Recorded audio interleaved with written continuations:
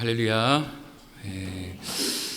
또 우리 캐티도 한 2주 또 멀리 캘리포니아까지 또 갔다 오고 되게 오랜만에 보는 것 같고, 우리 집사님도 그렇고 우리 반가운 얼굴들 우리 다시 한번 또 앞뒤 좌우 다시 한번 인사하겠습니다. 주의 이름으로 사랑합니다. 축복합니다. 네, 계속해서 우리가 고백해야 돼요. 마음에 안 우러나와도 주의 이름으로 계속 선포하는 것. 사랑합니다. 축복합니다. 네, 이렇게 해야 될 것 같아요. 자, 오늘은 여호수아 말씀으로 넘어왔습니다. 우리가 지난주에 또 모세의 신명기를 통해서 모세가 이제 광야 2세대, 광야 세대들을 향해서 하나님의 말씀, 마지막 설교를 전하는 내용들을 우리가 함께 보았는데요. 이제 모세의 시대가 끝나고 여호수아의 시대가 찾아왔습니다. 그래서 여호수아가 새로운 지도자가 되어서 우리가 잘 아는 요단강을 건너게 되죠. 그래서 요단강을 건널 때의 핵심은 무엇이냐면은 바로 하나님의 임재를 상징하는 언약궤를 따라갈 때에 어떤 일이 일어나느냐? 언약궤를 따라갈 때에 요단강이 갈라지고 마지막 한 사람까지 그 요단강을 마른 땅으로 건너게 될 것이다. 그것이 또 요단강을 통해서 우리에게 주시는 은혜입니다. 그래서 오늘은 저희가 여리고성 사건에 대해서 말씀을 나누려고 합니다. 신앙생활을 우리가 조금 해보신 분들은 지금까지 주일 예배를 우리가 나눴던 말씀들은 다 아셔야 돼요. 계속 잘 알 것 같은, 우리가 교회 학교에서부터 배웠을 법한 그런 큼직한 또 잘 알려진 이야기들을 하고 있거든요. 오늘 여리고성 무너지는 이 이야기도 마찬가지예요. 우리가 너무나 많이 들었던 말씀입니다. 여리고성 하면 여러분 머릿속에 이미 다 이 여리고성이 어떻게 됐는지 다 그림이 그려지실 거예요. 이 사건은 하나님께서 이스라엘 백성들을 출애굽시키시고 광야를 지나서 요단강을 건넌 뒤에 가나안 정복을 위해서 첫 걸음을 떼신 사건입니다. 요단강을 건너자마자 처음 만난 성이 바로 여리고 성이에요. 그래서 어느 날 하나님께서 여호수아에게 나타나셔서 말씀하시는 거예요. 어떻게 여리고성을 정복할 것인지 작전을 하나님께서 이 여호수아에게 지시하시는 것입니다. 그래서 오늘 우리가 읽은 본문 말씀이 그 내용이에요. 하나님께서 여호수아에게 이렇게 해서 여리고성을 정복할 거야. 이렇게 작전을 지시하시는 거예요. 그 작전이 어떤 작전이에요? 엿새 동안에 매일 한 바퀴씩, 매일 이 여리고성 주변을 한 바퀴씩 도는 거예요. 6일 동안 한 바퀴씩 돌고 마지막 7일째에는 몇 바퀴 돌아요? 7바퀴를 도는 거예요. 6일 동안 한 바퀴씩, 마지막 7일에는 7바퀴를 돌고 나서 어떻게 해야 된다 그랬죠? 함성을 와 이렇게 외치면 여리고성이 무너질 것이다 라고 하는 이 엄청난 작전을 하나님께서 주시는 것입니다. 여러분, 여리고성이 어떤 성입니까? 여리고성은 우리 사진 한번 볼까요? 여리고성은 사실 무너뜨리기에 정말 어려운 성입니다. 본 적은 없지만 알려지기로는, 그렇죠? 난공불락의 성이다라고 하는 말 많이 들어봤죠? 이 여리고성을 향해서 난공불락의 성이다라고 이야기하는 거예요. 그도 그럴 것이, 이 성벽이 어떻게 세워졌냐 하면은 비탈 위에 세워져 있는데 이게 폭이 7m, 그 높이가 14m나 된다라고 해요. 그런데 외벽만 있는 것이 아니라 내벽까지 있어서 정말 감히 누가 쳐들어오지 못할 만한 그런 정말 난공불락의 성이다. 그런데 이런 성이 뭐에 무너졌다고요? 그 함성에, 이스라엘 백성들의 함성에 와르르르 무너졌다라고 하는 거예요. 그게 엄청난 사건이죠. 이게 말이 되나 싶은 생각이 듭니다. 네, 여러분, 이 함성은 어떤 함성이었을까요? 한번 생각해 보십시오. 7바퀴, 마지막에 7바퀴를 돌고 어떤 함성을 외쳤을까? 우리 한국 교회에서는 주여 삼창이 또 대표적이잖아요. 주여를 외치지 않았을까요? 마지막에 자 외치자 했을 때 주여 주여 주여 했을 때 무너지지 않았을까? 그냥 제가 생각해 보았습니다. 자, 어쨌든 이 사건을 통해서 하나님이 이스라엘 백성에게 주시고자 하는 그런 메시지는 어떤 것이었을까? 그리고 또 오늘 우리에게는 어떤 말씀을 또 남겨주시고 어떤 말씀을 깨닫기를 원하시는지 우리 한번 생각해 보도록 하겠습니다. 자, 첫 번째는 내 손에 넘겨주었으니 하나님께서 이렇게 말씀하신 거예요. 너의 손에 넘겨주었으니. 우리 2절 말씀 다시 한번 같이 읽어보겠습니다. 시작. 여호와께서 여호수아에게 이르시되 보라 내가 여리고와 그 왕과 용사들을 내 손에 넘겨주었으니. 아멘. 아니 전쟁이 아직 시작도 되지 않았는데 과거형으로 말씀하시는 거예요. 이미 넘겨주었다. 근데 성경에 보면 하나님께서 이렇게 말씀하실 때가 종종 있어요. 뭐 다윗에게도 그렇고 너의 손에 넘겨주었다. 과거형으로 자주 말씀하세요. 어떻게 하나님께서 이렇게 과거형으로 말씀하실 수 있었을까요? 그것은 하나님은 전지하신 분이기 때문이에요. 전지전능하신 하나님은 다 아신다라는 거예요. 전지하다라는 게 all knowing이라는 거거든요. 하나님은 다 아신다라는 거예요. 우리는 보이는 것만 보고 알지만 하나님은 과거, 현재, 미래 하나님은 모르시는 게 없다. 하나님은 우리 앞으로 일어날 일들도 다 알고 계신다라는 거예요. 그렇기 때문에 하나님은 과거형으로 말씀하실 수 있는 것입니다. 그런데 문제는 뭐예요? 지금 우리에게 보이는 건 현재예요.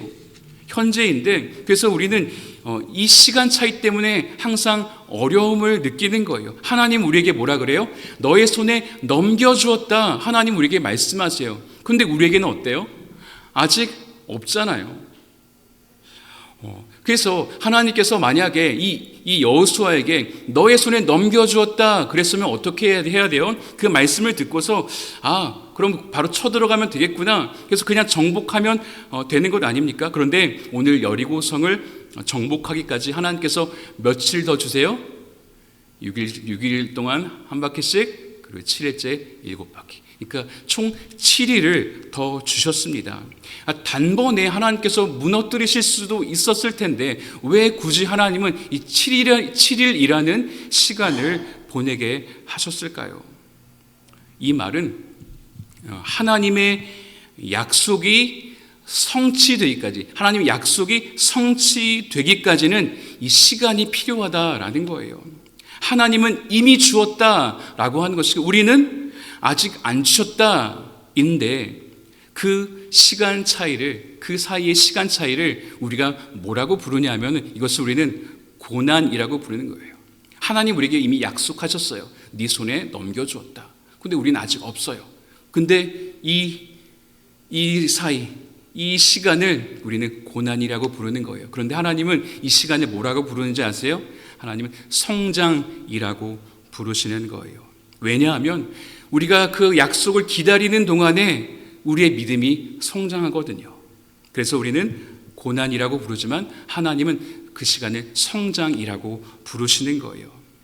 이렇게 생각하시는 분이 계실지 모르겠어요. 아니 목사님, 그래도 이 이스라엘 백성들은 이 성이 언제 무너질지 다 알고 돈 것 아닙니까? 여러분 정말 알고 있었을까요? 자, 오늘 하나님께서 여호수아에게 말씀하시고 이제 여호수아가 백성들에게 또 이제 명령을 하다라는 그 장면이 나오는데 우리 10절 말씀 같이 한번 읽어볼게요. 시작. 여호수아가 백성에게 명령하여 이르되 너희는 외치지 말며 너희 음성을 들리게 하지 말며 너희 입에서 아무 말도 내지 말라. 그리하다가 내가 너희에게 명령하여 외치라 하는 날에 외칠지니라 하고.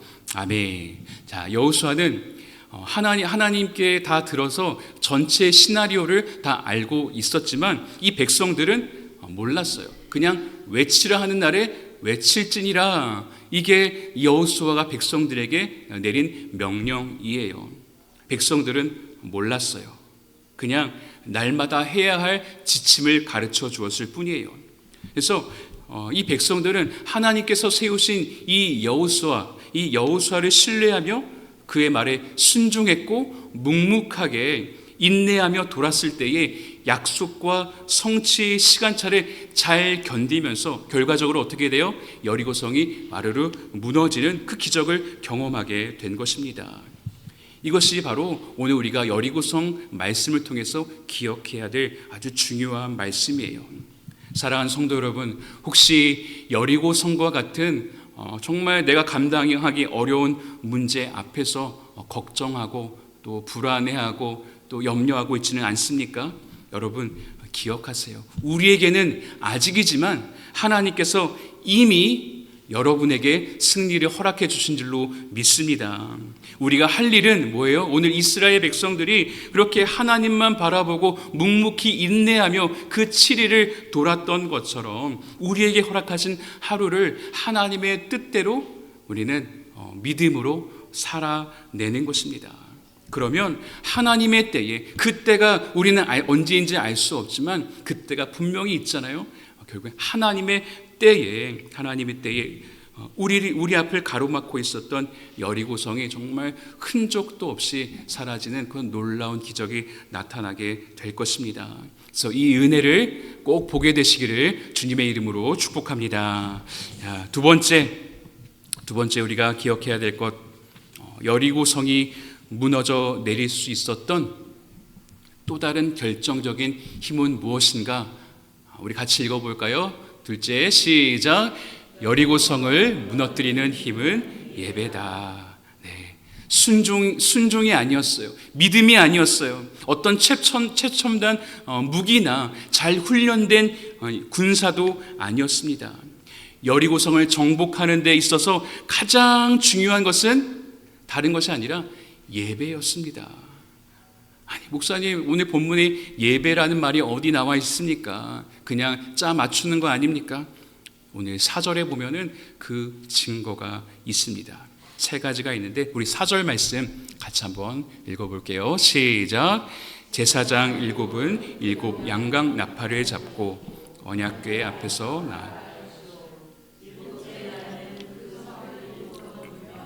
그 제사장들은 나팔을 불 것이며. 아멘. 자, 하나님께서 가장 앞에 누구를 세우셨어요? 힘센 용사를 세우셨나요? 아니요.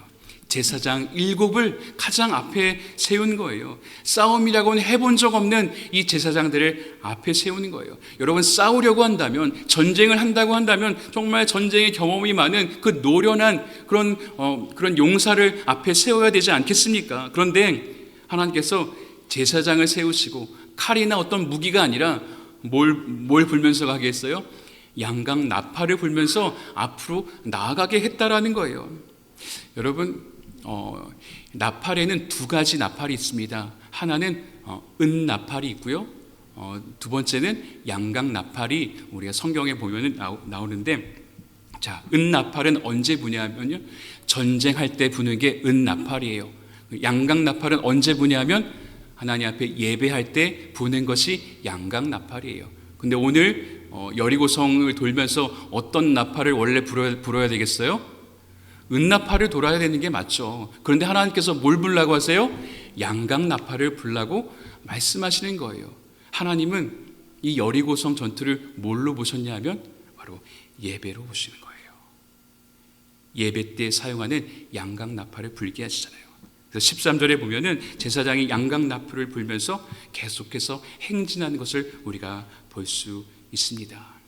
하나님은 이 여리고성 전투를 전쟁이 아니라 예배로 보셨습니다. 그래서 엄밀히 말하면 이스라엘 백성이 적군을 앞에 두고 뭐 한 거예요? 예배를 드린 거예요. 다 보는 앞에서 이 이스라엘 백성들이 언제쯤 쳐들어오려고 하나? 근데 계속해서 하나님 앞에 예배를 드리는 거예요. 성벽을 어떻게 무너뜨리는가? 이것은 창이나 칼로 무너뜨리는 것이 아니라 하나님 앞에 예배할 때 무너지는 것이다. 이것을 하나님께서 가르쳐 주시고 싶으셨던 겁니다. 사랑하는 성도 여러분, 우리 인생에도 무너져야 될 성벽들이 많이 있습니다. 내가 총칼을 들고 열심히 싸울 때 그것이 무너지는 것이 아니라 언제 무너져요? 우리가 하나님 앞에 예배할 때 무너지는 것입니다. 그러니까 오늘 이 모든 것이 사실은 예배였던 거예요. 자, 우리 옆에 분에게 선포합시다. 예배가 능력입니다. 우리 옆에 분에게 선포하겠습니다. 예배가 능력입니다. 네, 예배가 능력입니다.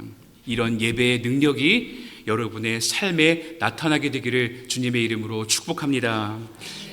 그렇게 돌다가 결정적으로 마지막에 뭐 했어요? 큰 함성을 외쳤을 때에 성벽이 무너진다 그랬죠. 우리 20절 말씀 같이 한번 읽어볼게요. 20절 시작. 이에 백성은 외치고 제사장들은 나팔을 불매 백성이 나팔 소리를 들을 때에 크게 소리질러 외치니 성벽이 무너져 내린지라. 백성이 각기 앞으로 나아가 그 성에 들어가서 그 성을 점령하고. 아멘. 자, 여기서 크게 소리질러 외쳤다 그랬죠. 주여 소리질러 외쳤다 그랬는데 이 말이 히브리어 원문으로는 테루아라고 하는데요. 테루아, 이것은 하나님을 찬양한다라고 하는 뜻이에요. 그냥 함성이 아니라 하나님을 찬양한 거예요.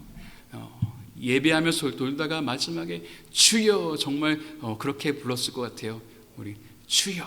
그때 성벽이 와르르르 무너졌다. 오늘도 우리가 찬양을 불렀잖아요. 이게 보통 노래가 아니라는 것을 알아야 합니다. 그냥 느낌 좋네, 그냥 곡이 딱 내 스타일인데 뭐 이렇게 볼 게 아니라는 거죠. 찬양은 그냥 노래가 아니에요. 우리 사도행전 16장 말씀 같이 한번 읽어볼게요. 찬양이 어떤 건지 또 가르쳐주는 또 한 가지입니다. 자, 시작. 한밤중에 바울과 실라가 기도하고 하나님을 찬송하며 죄수들이 듣더라. 이에 갑자기 큰 지진이 나서 옥터가 움직이고 문이 곧 다 열리며 다 벗어진지라. 아멘. 할렐루야. 찬양에는 여러분 이런 능력이 있습니다. 이것이 우리가 끊임없이 하나님을 찬양해야 되는 이유입니다. 찬양은 우리 앞에 있는 여리고성을 무너뜨릴 수 있는 능력이 있습니다. 그리고 우리를 가두고 있던 어떤 문을 열어주는 능력이 있는 것입니다. 우리 성도의 힘은 무엇입니까? 바로 예배입니다. 우리의 힘은 예배예요. 우리는 물질로, 어떤 지위로, 어떤 지식이나 어떤 다른 능력으로 우리가 우리의 힘을 나타내는 것이 아니라 우리의 힘은 어디에서 나오는가? 예배에서 나온 것입니다. 그렇다면 우리가 살아가면서 막히는 것을 만날 때가 있잖아요. 그럼 우리에게 뭐가 필요한 거예요? 예배가 필요한 거예요. 우리의 삶이 막힌 것은 다른 것 때문에 막힌 것이 아니라 예배가 막힌 거라고 봐야 되는 것입니다. 하나님을 바라보는 게 막힌 것입니다. 그런데 여러분, 예배가 막히면 우리 인생이 다 막히게 되는 거예요. 왜냐하면 예배는 우리의 삶의 변두리가 아니라 우리의 삶의 중심이기 때문입니다. 집도 기둥이 흔들리면은 불안하듯이 마찬가지예요. 우리의 신앙도 우리의 중심인 하나님과의 그 예배가 흔들릴 때 우리의 삶 전체가 흔들리게 되는 것입니다. 우리의 교회도 마찬가지예요. 우리 교회의 힘은 예배가 되어야 해요. 예배의 힘으로 우리 교회는 부흥을 경험하는 거예요. 예배의 힘으로 우리 교회는 성장하는 거예요. 예배의 힘으로 우리가 변화되는 것입니다. 우리 교회에서 가장 중요한 것은 무엇인가 하면 예배입니다. 그래서 우리는 우리 예배에 목숨 걸어야 된다, 이런 얘기 많이 듣잖아요. 그런 슬로건 많이 걸고 이야기하는데 우리 목숨 그 정도로 우리가 예배에 힘을 써야 된다라고 하는 거예요. 더 기도로 준비하고 더 정성껏 준비하고 정말 마음과 뜻과 정성을 다한다는 말, 그것처럼 우리가 이 예배 일주일에 한 번 나와서 드리는 이 예배를 위해서 우리가 일주일을 사는 거예요. 그래서 일주일 동안 그냥 밖에서의 삶을 사는 것이 아니라 어떻게 보면 오늘 주일 예배를 위해서 한 주를 우리가 준비하는 거예요. 날마다. 그래서 예배를 준비하면서 그렇게 삶의 예배를 살다가 주일날 모였을 때에 가장 좋은 것으로, 가장 최선으로 우리가 하나님 앞에 예배를 또 올려드리는 것입니다. 우리 각자의 삶 속에 예배가 또 회복이 되어야 돼요.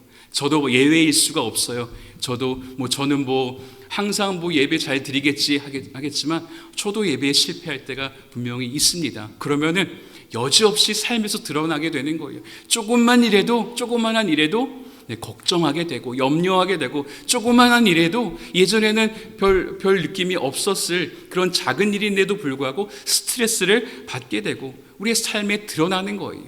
바로 뭐가 사라질 때?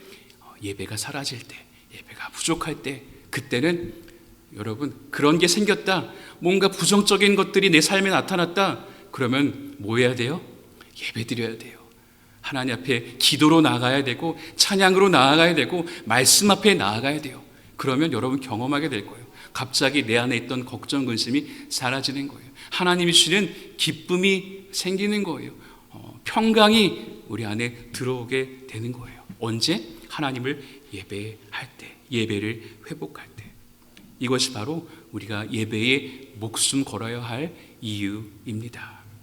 그러니까 우리 하나님의 사람들은 다른 데서 힘을 얻는 것이 아니라 예배를 통해서 힘을 얻는 것이다. 세상에 권력을 얻었을 때의 힘을 갖게 되는 것이 아니라, 내가 어떤 사회에서 사람들이 인정해 줄 만한 그런 능력이 생겼을 때에 우리가 힘을 얻는 것이 아니라, 진짜 힘은 예배를 통해서, 하나님을 예배하는 것을 통해서 오게 된다라는 거예요. 우리는 이 힘으로 사는 줄로 믿습니다. 그래서 하나님이 오늘 이스라엘 백성에게 예배하게 하신 거예요. 그런데 하루만 돌게 하지 않으셨죠? 7일을 돌게 하셨어요. 왜 7일을 돌게 하셨을까요? 항상 성경에서는 이 숫자가 나오면은 또 유심히 봐야 돼요. 7이라는 숫자는 완전수잖아요. 완전수예요. 그래서 여기에는 어떤 의미가 있냐면 예배를 멈추지 말라는 거예요. 날마다 하나님을 예배하라는 것입니다. 그러면 계속 예배하는 가운데 예배하면 예배할수록 예배가 깊어질 수밖에 없어요. 말씀을 묵상하면 묵상할수록 묵상이 깊어지는 거예요. 기도를 하면 할수록 기도도 깊어지는 거예요. 그런 말 있죠. No pain, no gain. No pain, no gain. 옛날에 맨투맨 공부할 때 생각이 나는데, No pain, no gain입니다. 하지 않으면 그냥 딱 생기는 게 아니에요. 오늘 하나님 예배해야지. 근데 바로 능력이 주어지는 게 아니에요. 날마다 7일 동안 계속해서 하나님을 예배하고 있어야 되는 것입니다. 우리가 7일을 살잖아요. 월요일, 화요일, 수요일, 목요일, 금요일, 토요일 그냥 막 살다가 주일날 왔을 때 거기에서 최고의 예배가 나올 수 있나요? 아니에요. 날마다 계속해서 예배하고 있을 때에, 우리가 함께 예배할 때 거기에서 여리고 성이 무너지는 역사가 나타나는 것입니다. 이것이 바로 영적인 원리예요. 그냥 세워지지 않습니다. 사랑하는 성도 여러분, 여러분의 삶에 굳게 닫혀있는 여리고 성들은 무엇입니까? 오늘 여러분의 삶에 예배를 회복하실 수 있기를 바랍니다. 그럴 때에 난공불락의 문제들, 내가 정말 감당할 수 없는 그 두려운 문제들, 걱정, 근심하는 그 모든 문제들을 하나님께서 허물어 주시는 그런 놀라운 기적이 여러분의 삶에, 또 우리 교회 가운데에 나타나게 되기를 예수님의 이름으로 축원합니다. 우리가 기도하겠습니다. 하나님 아버지, 감사합니다. 오늘 말씀을 통해 우리가 이 세상을 살아갈 힘이 무엇인지 가르쳐 주심에 감사를 드립니다. 우리는 돈이 있어야 힘이 생길 줄 알았고, 우리는 좋은 직장을 가져야 능력이 생길 줄 알았는데, 그것이 아니라 예배라는 것을 가르쳐 주시니 감사합니다. 우리가 살아가면서 만나는 모든 여리고성 앞에서 두려워하지 않게 하여 주시고 하나님을 예배할 때 주시는 힘과 능력으로 우리에게 이미 허락하신 그 승리를 누리는 우리 필라암비 교회 모든 성도들 될 수 있도록 축복하여 주시옵소서. 감사드리며 예수님의 이름으로 기도하옵나이다. 아멘.